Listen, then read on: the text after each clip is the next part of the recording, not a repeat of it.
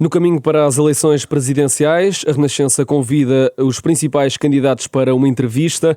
Esta semana contamos com o homem que criou um partido em 2019 e que agora é a segunda força política. É formalmente o líder da oposição.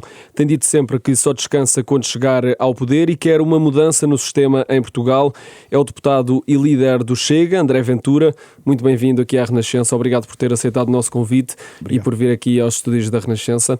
Eu sou Tomás Anjinho Chagas. Vamos arrancar com um tema da atualidade. No momento em que gravamos esta entrevista, o Presidente da República está hospitalizado.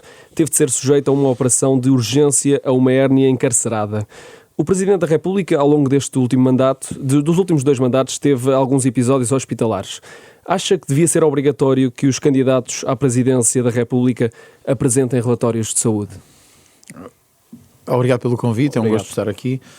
É uma questão interessante, olha, não tenho uma resposta para lhe dar de forma direta. Eu também já passei por problemas de saúde em campanha. Por outro lado, e é uma coisa muito pessoal, muito invasiva, quando o país todo, ou uma parte do país, começa a discutir qual é o nosso problema de saúde, se é este, se é aquele, se estamos melhor, se estamos pior. Por outro lado, há de facto um interesse público na saúde de quem lidera a nação, ou de quem lidera a oposição, ou de quem lidera o governo, que estão ou não os nossos dirigentes em condições de assegurar esse papel. É uma dúvida, por exemplo, nos Estados Unidos há uma divulgação quase obrigatória dos boletins de saúde, dos candidatos a presidente e etc. Olha, era uma questão que eu aceitaria se fosse necessário. Reconheço que é um pouco invasivo aqui e ali, porque há questões que se calhar, enfim, quando são de saúde não temos muito...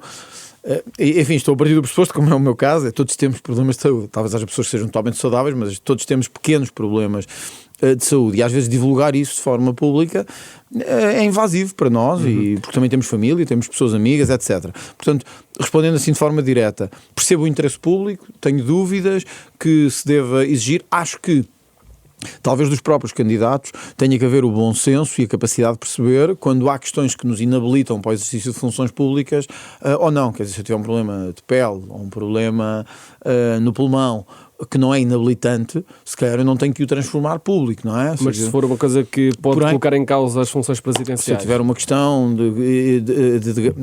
digamos assim, evolutiva, que pode ir deteriorando à medida que o mandato avança, se calhar os portugueses aí têm que saber. Mas isso... Acho que é mais do bom senso do que da lei. Porém, há países onde se tem que divulgar. Não seria contra também. Reconheço que aqui e ali podia ser uma coisa um pouco invasiva.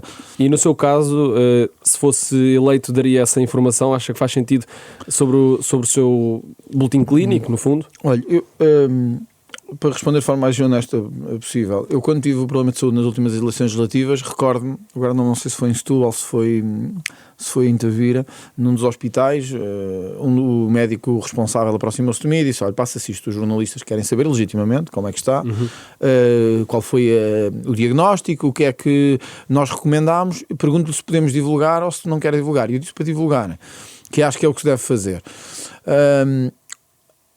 Se calhar, nesta lógica, faz sentido que os portugueses saibam como é que está o nosso estado de saúde. Porém, também lhe vou ser sincero, imagine, eu faço análises regularmente e agora faço mais por causa daquilo que aconteceu. Mas se eu for diagnosticado com diabetes ou com alguma doença imunológica, eu terei que divulgar isso às pessoas. É uma questão, não estou a dizer que posso não divulgar, posso divulgar e não terei problemas com isso, mas é uma questão que envolve todos, família, pessoas próximas, amigos, no meu caso não há filhos, mas há familiares, e portanto é uma questão que tem que ser refletida. Não gostaria de ver a lei a obrigar a fazer isso. Eu tenho que fazer, se tivesse que fazer, fazia, como as declarações de interesses e etc. Mas uma coisa é declarar que património se tem, e isso acho bem, acho legítimo e tem que ser. Outra coisa é dizer: olha, tenho diabetes, tenho um problema na mão esquerda, tenho um problema no pulmão direito, não sei se isso é o caminho, não sei se é isso que as pessoas querem. Reconheço que em alguns casos pode ser importante. De qualquer forma, eu acho que também há aqui o bom senso de quem se candidata, não é? Eu, se estivesse numa condição inabilitante, ou se sentisse que isso me afetava o juízo, a cabeça, a mobilidade, não me candidataria. Eu acho que é isso que deve acontecer, não é? Candidata-se à Presidência da República pela segunda vez. Da última vez foi em 2021, altura em que ficou atrás de Marcelo Rebelo de Sousa e Ana Gomes. Já disse que não passar à segunda volta seria uma derrota pessoal para si. Também diz que é um líder que assume as suas responsabilidades. Demite-se da liderança do Chega se não passar à segunda volta? Eu acho que essa questão não se coloca agora como se colocou em 2021. Em 2021, o Chega estava numa fase de afirmação do seu crescimento, da sua mensagem. Hoje o Chega não está numa fase de afirmação. O Chega é o líder da oposição, o contexto todo mudou e repare, eu vinha de 1,2% nas eleições legislativas e o grande desafio era tornar o Chega, numas eleições presidenciais, primeiro dar voz aos valores do Chega, numa eleição presidencial, porque o Chega sempre teve uma visão muito própria do sistema político português e do sistema constitucional português, portanto sempre tivemos à vontade nessa matéria dos poderes presidenciais. Por outro lado, quisemos fazer uma afirmação dos valores e tirar consequências disso. Hoje não faz muito sentido eu dizer assim, se não tiver 10%, demito-me. Isso não faz hoje sentido. É evidente que eu vou ter mais de 10%. Seria fácil dizer... Mas se não passar à segunda volta, não assume essa responsabilidade de forma mais afirmativa? Não, eu assumir essa responsabilidade. Acho que não se coloca agora a questão do partido, até porque há um congresso marcado para este próximo ano, que terá que ocorrer devido à decisão do Tribunal Constitucional. Portanto, acho que a questão não se coloca nesses termos. Coloca-se nestes, na minha perspectiva. Face a um partido que se tornou líder da oposição com 23%, a sua obrigação é passar à segunda volta quando há uma eleição presidencial. E eu, quando me candidatei, sabia que isto tinha um risco político. O risco político é não conseguir acompanhar o eleitorado que nas legislativas votou no Chega. Segundo as sondagens que temos, e que têm sido publicadas, isso não está a acontecer. E, portanto, está a haver uma espécie de fidelização do eleitorado, mas até o dia 18 muita coisa pode acontecer e, portanto, se isso não acontecer, eu falhei nesse sentido. E o falhar significa que temos que refletir politicamente porque é que falhámos e também compreender a mensagem do povo português. Olha, eu tenho-me esforçado por dizer isto às pessoas. Ainda, à hora que gravamos, hoje no dia que gravamos, ontem tive uma outra entrevista num canal de televisão, mas durante o dia estive com jovens em Carcavelos e os jovens, muitos deles perguntavam-me assim: porque é que tem este apoio todo para ser Primeiro-Ministro e se está a candidatar a Presidente da República? E eu procurei explicar-lhes isto. O Chega pode ganhar as eleições legislativas com 24, 25, 26, 27 e pode não conseguir formar governo porque PS e PSD vão bloquear isso. Como aconteceu nos Países Baixos, como aconteceu na Áustria. Isso quer dizer que deixou de querer ser Primeiro-Ministro? Não, quer dizer sobretudo que percebemos que neste sistema talvez a transformação tenha que começar a partir da eleição presidencial.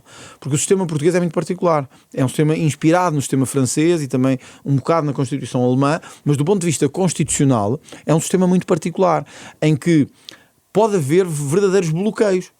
O Chega pode vencer as eleições com 25%, ser o partido mais votado, mas se tivermos um Presidente da República hostil, que quer bloquear, e temos vários a dizer que vão bloquear o Chega se o Chega vencer, o Chega pode nunca conseguir formar governo. Então pergunta às pessoas: querem que o Chega transforme o país? Querem apoiar o Chega? Então se calhar a melhor forma é votar no André Ventura nestas eleições presidenciais. Porque se eu ganhar as presidenciais, ninguém pode bloquear o papel do Presidente. Quando fala dessa... Se ganhar as legislativas, podem bloquear esse papel. Quando fala dessa transformação do país a partir da presidência, já defendeu também uma revisão constitucional para dar o papel de um decisor com mais importância ao Presidente da República. O que é que defende exatamente? Defende poderes legislativos para o Presidente? Não necessariamente, mas o Sá Carneiro usava a expressão um Presidente, um Governo, uma maioria. Ou seja, termos, e é nessa expressão que eu me revejo, haver um Presidente reformista, uma maioria reformista e um Governo reformista. Isso significa que o Presidente da República é, até pela legitimidade que tem, uma figura fundamental neste processo. Nós temos que ter um Presidente da República que não tenha medo de intervir, porque tem legitimidade. Foi eleito com mais de 50% dos votos. Eu mesmo ganhar a primeira volta, eu vou ter que ir à segunda e vou ter que ter mais de 50% dos votos. Não me vai bastar ter de 20% ou 21%. Significa que eu, o Dr. Marcos Mendes, o Almirante Gouveia e Melo, o António José Seguro, o que destes ganhar, em princípio será um destes, terá mais de 50% dos votos. Que tem uma legitimidade que nenhum outro órgão político tem. A questão que temos que colocar é esta: um órgão que tem 50%, mais de 50% de legitimidade, deve ser uma jarra de enfeitar? Deve ser um corta-fitas? Eu acho que não. Portanto, que poderes é que me estou a referir? Não só os poderes que já tem, de veto, de promulgação, mas de ser um veto e uma promulgação interventivos. Eu acho que é isso que a maior parte das pessoas querem hoje. Mas consegue concretizar? Sim. Em que sentido é que... Vou-lhe dar um exemplo. O que é um veto interventivo ou uma promulgação interventiva? Vou-lhe dar um exemplo. Nós fazer alterações? Olha, há um presidente, há dois níveis de intervenção. Um primeiro, a nível político-institucional. E aí, político-constitucional, do ponto de vista até formal. O presidente pode vetar. Eu, se recebesse a lei de extinção do CEF, eu vetaria. Eu não permitiria que ela entrasse em vigor.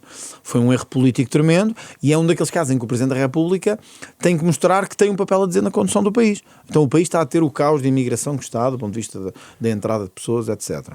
E nós permitimos que se extinga a polícia que controla as fronteiras. Isso é um erro. É um exemplo de que eu não ficaria passivamente à espera que a Assembleia da República estivesse de acordo, eu vetaria uma lei destas. Mas vetaria, mas sabe que melhor do que eu, a Assembleia da República pode confirmar a lei. Nesse caso, o que é que faz? Há um momento em que já não há mais nada a fazer. A Assembleia se reconfirmar com uma maioria qualificada, mas fica... Eu acho que isso não vai acontecer, porque os partidos também têm a sensibilidade, eu sou líder de um deles, de perceber que quando o Presidente da República transmite uma mensagem ao Parlamento, é um órgão com muita legitimidade que deve ser atendido. Este poder de ativo de influência é aquele que Marcelo não usou e devia ter utilizado. Eu estou convencido que se dissesse ao Parlamento, se vetasse a lei que extingue o CEF e transmitisse ao Parlamento as minhas razões, o Parlamento não ia insistir na extinção do CEF. Mas pode sempre insistir. Pode, mas também, ou seja, pagará um preço político perante o país também, porque assumirá isso, assumirá esse confronto. E os líderes políticos pensam no preço político que se paga, quando se enfrenta, digamos assim, o representante mais legítimo da nação. É esse poder de representação que eu quero exercer, com determinação.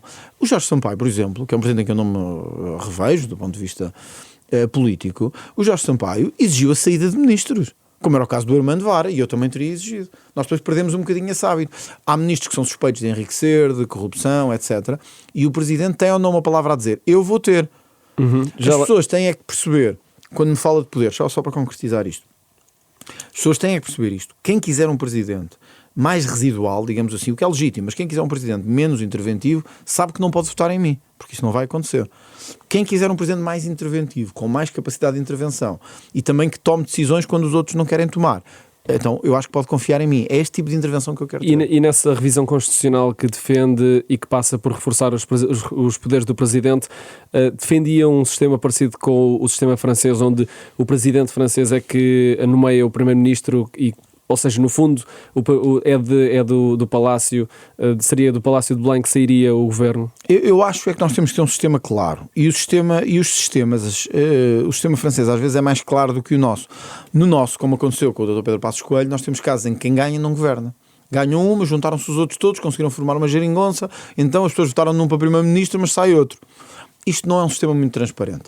E depois também acontece, o Presidente da República é eleito, no caso, como aconteceu em 1986, 2 voltas, isto para o país é um peso político muito grande, são meses e meses de campanha, os senhores sabem também, como jornalistas, nós, meses e meses, uma volta, mais 3 semanas para uma segunda volta, há todo um país que para depois elegermos um representante, que muitas vezes não é mais do que um símbolo. Nesse sentido, o sistema francês às vezes é mais claro que o nosso, porque permite que as pessoas escolham quem querem mesmo a mandar. Quem é que querem... Então gostava de um sistema mais semelhante em Portugal? Eu não é que gostava mais ou menos. Este é o sistema que temos, eu vou ter que lidar com este sistema, porque eu vou ser eleito, se for eleito, neste sistema, e estou a candidatar-me neste sistema.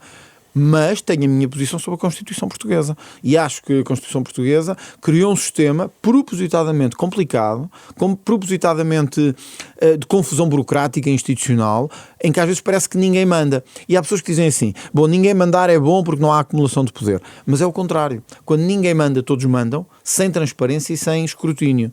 E nós devemos ter o Presidente, quando é eleito, as pessoas sabem que é ele que responde para as decisões e tem que ser escrutinado por ter tomado essas decisões. Em Portugal às vezes não se sabe um exemplo, quem coordena a política, o Presidente é o chefe de Estado-Maior das Forças Armadas, o Presidente da República, mas quem coordena a política de defesa é o Governo, e quem representa o Estado lá fora é o Presidente da República, mas quem lidera a política de representação internacional é o Governo.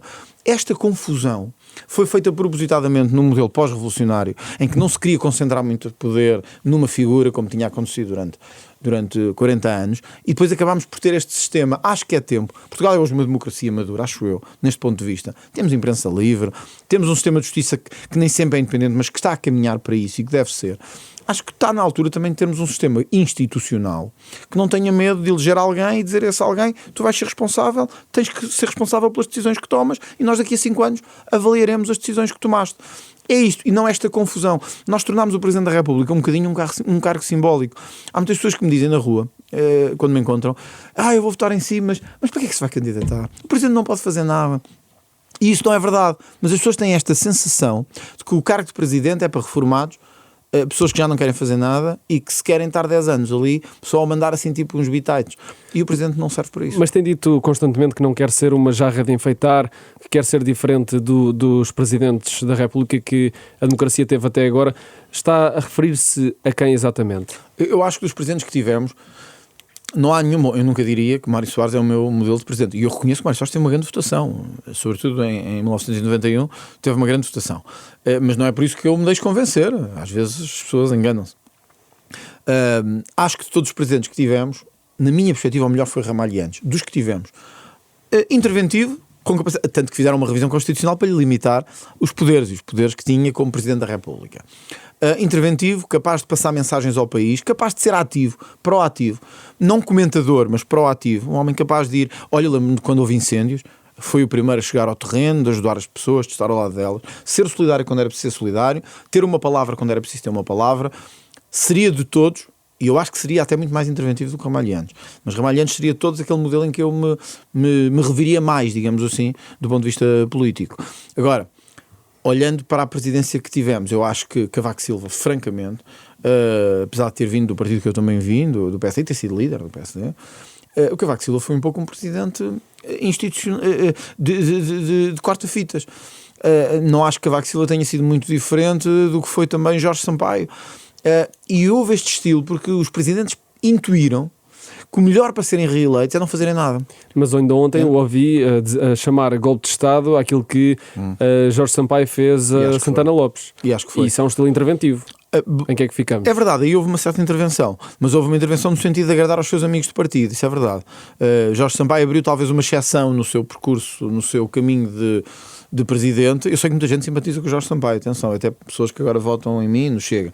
Mas estou a dizer o que eu acho. Acho que o Jorge Sampaio foi também um presidente tipo melhoral, também não fez bem nem fez mal, deixou-nos mais ou menos igual, no mesmo estado. Mas de facto teve uma decisão importante. E olha, era uma decisão que a meu ver não se justificou, mas que pagámos um preço por ela. Demos, por causa dessa decisão de Jorge Sampaio, houve a maioria absoluta de José Sócrates no primeiro mandato, toda a corrupção que isso significou, todo o condicionamento da imprensa, da justiça, que hoje sabemos, é verdade que não se sabia na altura, mas que hoje sabemos, deve-se a essa decisão de Jorge Sampaio. Ser interventivo e ser fator de instabilidade são coisas diferentes. Eu não quero ser o presidente que está sempre a provocar eleições. Mas a linha é um bocado ténue, ou não? É. Por isso cabe ao bom senso também de quem é eleito. Eu não quero ser um presidente que está à procura que o meu partido ganhe eleições e vou dissolver a Assembleia até o meu partido ganhar eleições. Eu tenho um partido, isso é uma evidência. Está a dizer que o presidente Marcelo Rebelo de Sousa fez isso? Fez um bocadinho, procurou e vê essa atitude diferente que teve, até nos incêndios no caso de um e do outro, no caso da saúde, quando era um governo e outro. Eu procurei não o fazer e ser independente e imparcial. Há um outro adversário que temos nesta corrida que é o menos independente de todos face ao governo, que é o Dr. Marcos Mendes, e é um dos grandes adversários que eu tenho e que pode ir à segunda volta comigo e pode ganhar, e aliás, francamente, se for à segunda volta comigo, a probabilidade maior até é que ganhe. E isto é um risco, porque é o candidato alinhado completamente com o governo e com o Luís Montenegro. Nós devemos ter um presidente que fiscalize o governo e não que esteja alinhado com o governo. Mas se for eleito presidente da República, entrega o seu cartão de militante do Chega? Abandona a liderança do Chega? Não entrego, porque isso seria só para inglês ver. Eu não gosto de fazer ações para inglês ver. As pessoas não vão... Eu vou continuar a ser do Chega. Acumulava os cargos? Não os cargos. O partido terá que seguir o seu caminho, mas não deixei de ser militante. Acho que é um direito que eu tenho. Como não deixei de ser sócio de um clube de futebol de que sou, como não deixei de ser membro de uma associação a que pertenço. De defesa dos animais, por exemplo. Não acho que deva fazer isso.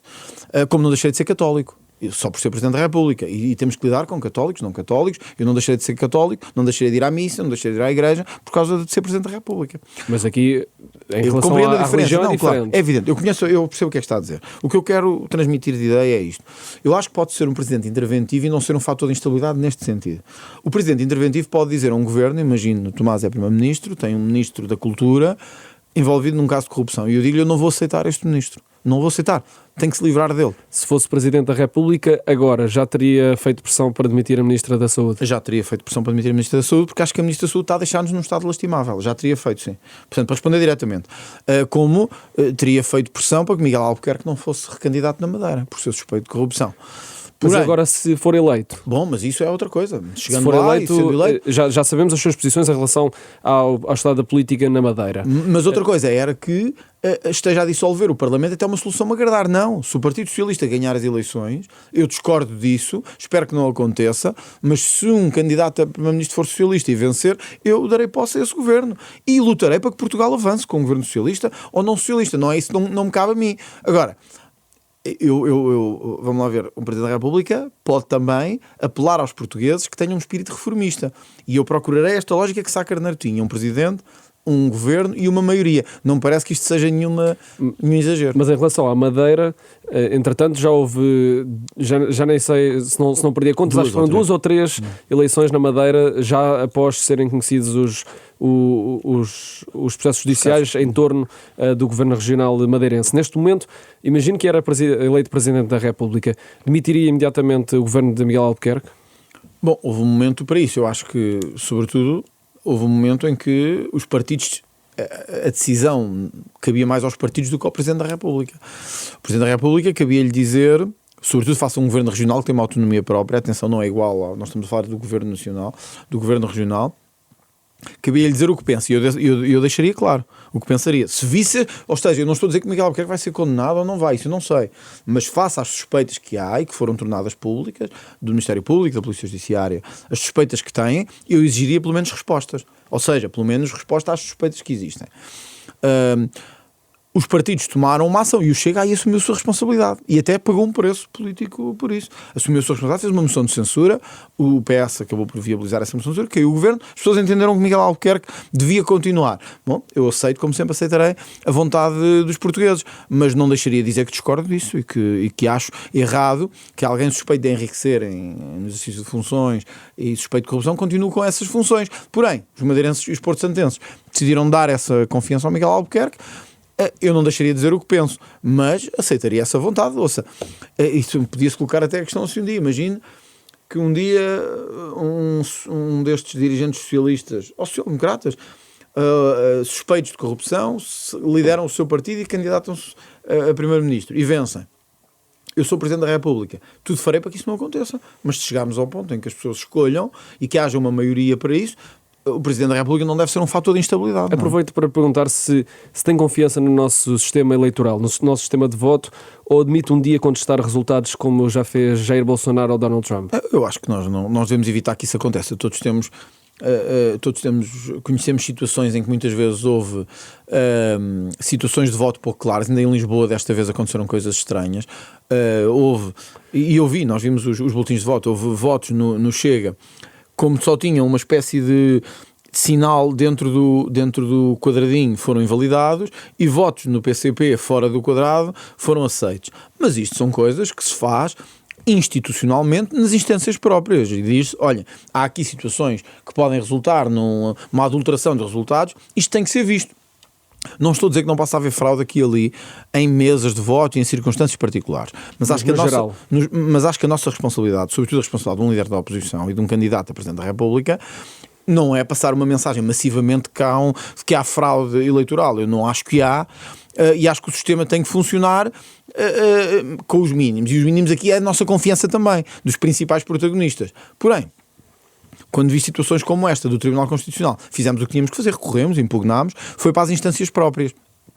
Também lhe digo que se sentisse que haveria, a nível nacional, indícios de fraude, diluía aqui sentado e diria publicamente e assumiria isso. Acho que devemos evitar, quando não temos provas de que isso efetivamente é assim, nem suspeitas fundadas. Acho é que temos que contribuir todos para que o sistema funcione. Acho que não interessa a ninguém, nem à esquerda nem à direita, é estar a pôr em causa o sistema eleitoral e arranjar desculpas para os votos que temos. Porém, até aconteceu numas últimas eleições, agora não me recordo quais são, se foi as autárquicas, as últimas, houve situações em que tínhamos tido, isto foi em 2021 ainda, nas autárquicas, em determinadas freguesias, 0 votos e pessoas a garantir que tinham votado, mas não fizemos disso um escândalo nacional. Fizemos a impugnação própria e dissemos às instâncias no sítio certo que havia esta questão que tinha que ser vista. Acho que é assim que deve ser feito. Eu preferia que o país continuasse a lidar com isto desta forma. Se fosse eleito Presidente da República, seria Comandante Supremo das Forças Armadas. Daria luz verde à presença de militares portugueses como Força de Paz na Ucrânia, já para manter um cessar-fogo, uma força de manutenção de paz? Eu acho que nós temos que evitar ao máximo enviar tropas para a Ucrânia. Temos que evitar ao máximo. Quando digo evitar ao máximo estamos a falar de uma guerra. Eu agora ao dia que estamos aqui a falar já não tenho aqui os números atualizados, mas eu penso que entre 1,5 milhão e 2 milhões de pessoas já morreram nesta guerra. Isto é uma brutalidade. Significa um morticínio, um nível de morticínio gigantesco. Nós temos que evitar enviar jovens para a Ucrânia. É uma guerra onde a Rússia tem que ser derrotada, e eu tenho a certeza absoluta disso, onde devemos estar ao lado da Ucrânia, também não tenho nenhuma dúvida disso, e devemos procurar apoiar a Ucrânia de outras formas, a nível médico, a nível profissional, tecnológico, etc., e evitar enviar tropas para o terreno, porque arriscamos a enviar para a morte os nossos jovens, e eu acho que isso era evitável. Mas então o país falhava com os seus compromissos da NATO? Mesmo na NATO, no quadro da NATO, nós somos orgulhosamente da NATO, somos membros fundadores da NATO, e comigo continuaremos a ser, porque eu acho que é a nossa aliança, com falhas, é o melhor modelo defensivo que existe hoje e que temos hoje. Porém, há outras formas, mesmo no quadro jurídico da NATO, de assegurar a participação solidária que não enviar tropas para o terreno. Participação médica, como já aconteceu, formação e treino militar, também já fazemos isso em vários pontos do mundo onde há conflitos. E até envio e apoio do ponto de vista tecnológico, de drones, de formação. Ou seja, eu acho que Portugal pode participar de muitas formas não enviando tropas para o terreno. Acho que devemos evitar isso. Eu agora ouço muito o presidente francês com muita fugacidade a dizer que temos que enviar tropas e resolver o problema. Quer dizer, francamente, os franceses são sempre bons a enviar os filhos dos outros. São sempre bons a enviar os outros para a guerra. Já na Primeira Guerra Mundial aconteceu o mesmo connosco. Fomos enviados para uma das piores zonas de guerra no continente europeu e morreram uma brutalidade. Aquela geração foi trucidada. Eu não quero que volte a acontecer o mesmo em Portugal. O André Ventura diz sempre que não tem medo de dizer coisas, mesmo que sejam desagradáveis de ouvir. Se a Europa entrar em guerra e Portugal estiver sob ameaça, defende o serviço militar obrigatório para termos efetivos suficientes no terreno? Eu não gosto da ideia. Eu acho que nós podemos ter um outro modelo de participação e defesa que não seja o serviço militar obrigatório. E isso tem dito... Ou seja, eu procuro olhar para o que os especialistas militares dizem, não é o meu caso. Eu não sou especialista militar, mas é evidente que a Europa e o mundo estão em mudança e nós temos que ter aqui uma ligação maior às instituições militares. Isso é uma evidência. Porque desprezámos durante muitos anos o investimento na defesa, na tecnologia de defesa, no escudo de defesa, etc. Não só Portugal como a Europa. A Europa desleixou a sua defesa. E hoje estamos dependentes basicamente dos Estados Unidos da América. Mas assim íamos continuar a estar, ou não? Agora estamos a procurar, sobretudo países como a Alemanha e a França estão a tentar recuperar o tempo perdido, mas isto é um tempo que se demora. O caso de Portugal, especificamente, eu tenho ouvido pessoas muito bem posicionadas nas Forças Armadas e especialistas dizer que não é o serviço militar obrigatório que vai resolver o problema. E, portanto, se não é, então significa que nós temos que explorar todas as outras vias de participação militar, de ligação à instituição, de criação de uma cultura defensiva, mesmo fora do serviço militar obrigatório, que permitam ter essa cultura defensiva sem obrigar os jovens a parar uma parte da sua vida para ir para o serviço militar obrigatório.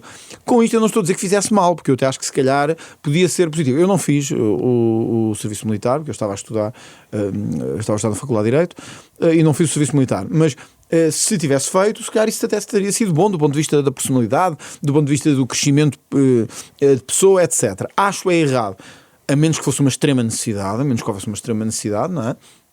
Como aconteceu na Primeira Guerra Mundial, a menos que isso acontecesse, eu acho que devemos evitar o serviço militar obrigatório. E acho que para a economia crescer, para o país crescer, para o país solidificar, não é o serviço militar obrigatório que vai ajudar. Há vários países que têm o serviço militar obrigatório. A Áustria, a Dinamarca, Finlândia, Suécia.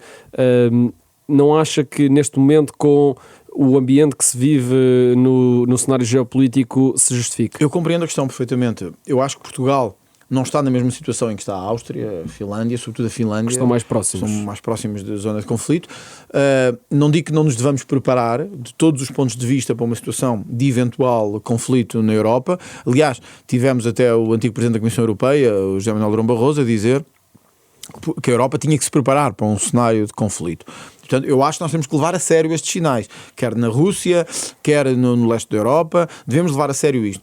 Porém, tudo farei para evitar que haja serviço militar obrigatório, porque acho que é mau para a geração. Acho que é mau para a geração de jovens que chegam a um determinado ponto da vida e têm que parar, têm que fazer essa suspensão para levar a cabo, no fundo, essa preparação defensiva. Se o conseguimos fazer de outras maneiras, preferia. Se me disser assim, um ultimíssimo caso, chegamos à mesma situação em que estávamos na Primeira Guerra Mundial, por exemplo, bom, então aí, se não tivermos outra opção, Portugal terá que fazer como todos os outros países. Mas eu acho que o serviço militar obrigatório era de evitar, ainda que perceba, como muita gente me diz e antigos combatentes me dizem, que até podia fazer bem aos jovens hoje, mas eu evitaria. Vamos avançar para uma das questões em que o André Ventura tem feito maiores distinções em relação ao atual Presidente da República. Marcelo Rebelo de Sousa vai em breve, se a saúde o permitir, a Espanha naquela que é a sua última viagem oficial a um país estrangeiro. O André Ventura esteve em Madrid recentemente, defendeu a prisão do Presidente do Governo espanhol, disse que Pedro Sánchez devia ser preso. Se fosse Presidente da República, dizia isso ao Presidente do Governo espanhol? E como dizia ao Presidente brasileiro, ainda hoje publiquei nas minhas redes sociais precisamente que me gostaria de estar com o Presidente brasileiro porque não gosto de estar com ladrões. E voltaria a dizer isso. Eu acho que nós temos que perder um bocadinho o complexo de dizer as coisas como elas são. Há uma coisa que é a relação interpessoal, outra é a relação entre Estados.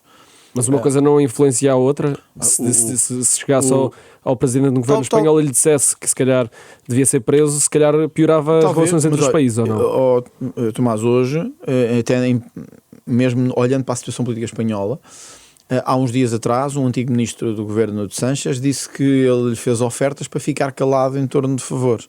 Está a ser um grande escândalo em Espanha, a hora que estamos aqui a falar. Não é por acaso que aparentemente vai haver uma moção de censura ao governo, precisamente para pedir consequências, e já não sou eu que digo, muita da direita espanhola está a dizer que o primeiro-ministro Sánchez deve acabar na prisão e devia ser preso porque é um corrupto. E eles lá conhecem muito melhor a situação do que nós. Eu percebo, porém, como está a dizer, isto vai ou não afetar as relações de Portugal com outros países se eu for eleito. É evidente que o Presidente do Brasil não vai ficar contente se eu for eleito, isso é uma evidência. Que o Presidente de Angola não vai ficar contente se eu for eleito. E o Presidente do Governo espanhol também não vai ficar contente. Porém, eu sei distinguir as relações entre Estados e entre pessoas, isso é uma coisa importante, e também sei que nós elegemos um presidente para os portugueses, não é para os angolanos, nem para os brasileiros, nem para os espanhóis, é para os portugueses. Mas também para as pessoas que estão lá fora. Com certeza.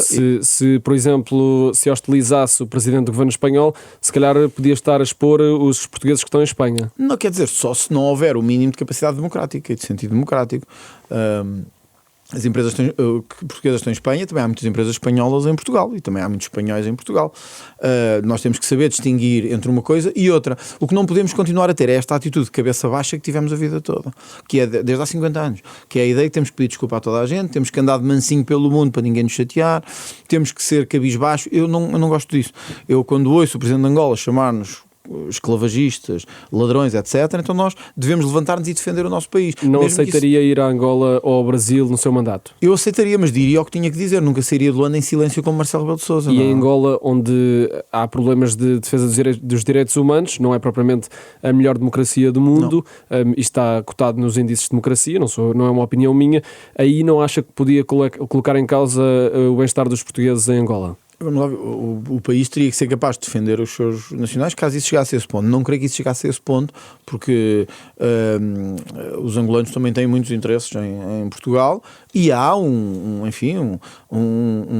espírito digamos assim, de instituição de língua portuguesa que não morreu, que está vivo. Esse é um ponto. Por outro lado, nós também não podemos, por causa desse argumento, há portugueses na Venezuela, há portugueses em Angola, há portugueses em Cabo Verde, há portugueses em Moçambique, há portugueses no mundo inteiro. Isto não significa que nós alinhemos com as ditaduras e as tiranias do mundo inteiro. Quer dizer, o João Lourenço é verdadeiramente um corrupto e um ladrão. Todos os que lá vivem sabem isso. Toda a gente que lida com a elite angolana sabe isso. Nós podemos não o dizer, por dizer assim, ficamos melhor com a nossa consciência não o dizer. Bom, eu prefiro dizer. Todos sabemos mas o que é que ganha Tomás, é dizer a verdade. Eu acho que nós precisamos de um presidente que diga a verdade. Tivemos muito tempo de um presidente a dizer nhan. Chegou o momento de dizer a verdade. Chegou o momento de dizer a verdade às pessoas e de confrontar. Porque repare, nós dizemos assim, bom, temos que ser estadistas. O ser estadista é o que é na cabeça destas pessoas. Não hostilizar o poder em Angola, por exemplo. Então, mas eles a nós chamam-nos colonos, esclavagistas, ladrões, etc. Não se preocupam em hostilizar-nos. Nós podemos ser espezinhados e os outros não podem. E nós não podemos defender-nos, ter dignidade, ter capacidade de nos defendermos. É tudo isso, é esse espírito que eu discordo. É a nossa tendência de nos rebaixarmos. Eu quero levantar o país, eu quero tentar levantar a nossa dignidade, a nossa moral, termos orgulho na nossa história. Eu hoje encontrei, ao dia que estamos aqui a gravar, estive na Amadora, um sítio, acho que é das zonas com mais imigrantes no país. Houve confrontos também, isso é evidente, pessoas que disseram que não concordavam, que achavam que eu não estava a ser justo para com os imigrantes, pronto, isso acontece, mas houve muitos angolanos, cabo-verdianos, brasileiros, que vieram ter comigo a dizer obrigado por pela primeira vez ser um político em Portugal que diz as verdades sobre o que se passa nos nossos países, da corrupção, da perseguição, da falta de democracia. Há quantos anos nós precisávamos de fazer este momento hermenêutico? Há quantos anos precisávamos de parar um bocadinho como povo e pensar e ter orgulho um bocadinho na nossa história? É essa a minha reflexão como Presidente da República também quero fazer. Qual é que seria a sua primeira viagem oficial no caso de ser eleito Presidente da República? Não é porque estamos na Renascença, mas acho que o Vaticano fazia sentido. Não é o Vaticano por gosto pessoal, é porque eu acho que nós devemos reforçar, como eu disse numa entrevista recente, a nossa matriz cristã. Mas se for para agradecer simplesmente o facto de ser eleito, já é uma viagem pessoal. Claro, mas nunca seria. Eu, se for eleito, farei uma viagem pessoal minha, mas será paga por mim. Não será pelos contribuintes, será paga por mim. Eu irei onde tenho que ir e farei o agradecimento que tiver que fazer. Isso não será uma visita oficial, será uma visita. Olha, eu vou-lhe confessar uma coisa que nunca disse a ninguém e vou dizer hoje aqui, precisamente por causa disso, porque me recordo agora do que me disse. Enfim, também não sei como isto ficará, mas vou assumi-lo aqui e também sei que também será interpretado como for. Nos 2 dias das autárquicas, nos primeiros 2 dias das autárquicas, eu não estive presente nesta campanha. E não estive presente porque quando tive um problema de saúde, fiz uma promessa comigo própria e com Deus, eu sou uma pessoa religiosa, de ir ao Santuário do Medjugorje, na Bósnia-Herzegovina. E ponderei muito, do ponto de vista da segurança, do ponto de vista da deslocação, e calhou num dia em que eu não sabia, na altura, que ia calhar numa campanha eleitoral. E tive que escolher se fazia essa viagem ou se não fazia, mesmo sabendo que estava no meio de uma campanha eleitoral. Era os primeiros dias, se não me engano, da campanha eleitoral. E eu fiz o que faço sempre. Eu decidi ir a Medjugorje, decidi sair de Lisboa, fiz vários voos de escala, fui sozinho e fui ao Santuário de Medjugorje agradecer aquilo que, enfim, do meu ponto de vista, era devido agradecer. E essa viagem foi minha, foi paga por mim e foi a minhas expensas, porque era assim que deve ser quando nós queremos agradecer. Quando lhe digo de ir ao Vaticano, digo-lhe no sentido de, se for eleito Presidente da República, acho que o Estado português deve vincar a sua matriz judaico-cristã face ao islamismo, face às mudanças que o mundo tem, não a minha própria viagem de agradecimento ou o meu próprio momento de agradecimento. Esse é meu pessoal, não deve ser do país. Não? Mas então André Ventura ausentou-se numa campanha eleitoral, mas havia dirigentes do Chega a criticar Mariana Mortágua por terem feito o mesmo. A diferença é que a Mariana Mortágua fez daquilo um momento político e um ativismo político. Olha, é a primeira vez que eu estou a dizer isto, cumpri uma promessa religiosa. Agora sei que alguns vão criticar e vão dizer que foi errado e que não devia ter feito. Eu, porém, tinha a minha consciência perante aquilo que tinha acontecido, que tinha um dever de agradecimento. Houve todo um momento, houve uma promessa que fiz de ir naqueles dias a um santuário longe, onde eu tenho uma ligação de fé grande, neste caso a Nossa Senhora, e eu achei que entre cumprir a minha palavra e perder 2 dias de campanha eleitoral, eu devia manter a minha palavra para com Deus. Eu sei que isto pode ser mal interpretado por outros, mas este é um sinal só do que eu lhe queria dizer. Olha, não tinha pensado dizer-lhe isto, aconteceu, mas é um sinal de que nós devemos levar isto a sério. E que quando queremos fazer uma coisa religiosa, nós não devemos confundir o plano pessoal com o plano do Estado. Por isso eu optei por ir eu próprio, sem mais ninguém, daqui para lá, chegar lá, tentar ir. Aquilo é longe, não se consegue ir diretamente, mas eu fui e Deus, e Deus esteve comigo e eu agradeço muito isso. Estamos a aproximar-nos do fim da entrevista. Se for eleito, vai condecorar Marcelo Rebelo de Sousa. Há uma tradição de condecorar os presidentes da República anteriores. Tenho que pensar, francamente. Tenho que pensar. Marcelo Rebelo de Sousa teve momentos bastante maus, na minha perspectiva. A questão de Angola para mim é marcante, a questão do Brasil também. A questão das gêmeas também não foi positiva e a forma como lidou com isso. Também acho que foi um presidente pouco imparcial, um presidente muito parcial, e acho que falhou muito aos portugueses. Porém, tudo ponderado e numa lógica de digamos assim, continuidade institucional, tenho que pensar, não lhe consigo dar uma resposta francamente a este momento. Há alguém que deva ser condecorado e que injustamente não tenha sido até agora? Muitos dos nossos antigos combatentes que tenho conhecido não são pessoas conhecidas. Mas figuras públicas? Nem sempre são figuras públicas, mas muitos que eu tenho conhecido, o Germano, o António, o Carlos, de todos os distritos, são antigos combatentes que nunca foram condecorados, que deram o melhor da sua juventude para defender o país e nunca foram reconhecidos pelo Estado. Acho que talvez esse fosse um bom sinal de reconhecimento. Uma última pergunta, já defendeu o referendo à eutanásia. Neste momento o Governo tem a lei na gaveta, está por regulamentar. O que é que o Governo devia fazer? Devia revogar a lei e deixar um referendo decidir ou continuar a regulamentar uma lei que já foi aprovada no Parlamento várias vezes? Eu sou contra a eutanásia, acho que a eutanásia não deve avançar e acho que devemos fazer o possível para termos mais cuidados paliativos e menos morte. Acho que a eutanásia é má. Porém, reconheço que há muita gente que pensa ao contrário e que é uma questão, divisiva. Eu deixarei para o Parlamento essa decisão. Eu não me estou a candidatar agora ao Parlamento, estou a candidatar a Presidente da República. O que posso dizer-lhe é isto: se o Parlamento decidir avançar com a eutanásia, eu procurarei que a lei nunca entre em vigor sem um referendo. Porquê? Não é por eu discordar dela, porque vai haver muitas leis que eu discordo, certamente. É por entender que este é um momento divisivo, esta é uma questão divisiva, e é uma questão que eu acho que deve eticamente ser colocada à consciência dos portugueses. Portanto, não acho que seja o Parlamento que deva decidir sobre a eutanásia. Acho que devem ser as pessoas. Se fizermos um referendo sobre o aborto, devemos fazê-lo sobre a eutanásia. Tudo farei para que isso aconteça se a lei avançar. Se a lei não avançar, também não sou eu que a vou incentivar. Acho que Portugal não precisa de um regime de eutanásia. Muito bem, chegamos ao fim de mais uma entrevista a caminho das eleições presidenciais. Agradecemos a André Ventura ter aceitado o nosso convite. Nós estamos a dirigir convites a todos os principais candidatos às presidenciais do dia 18 de janeiro. Sou Tomás Anjinho Chagas, na sonoplastia esteve a Beatriz Martel Garcia, a fotografia e o vídeo foram do Ricardo Fortunato e esta entrevista foi conduzida por mim, Tomás Anjinho Chagas. Voltamos na próxima semana.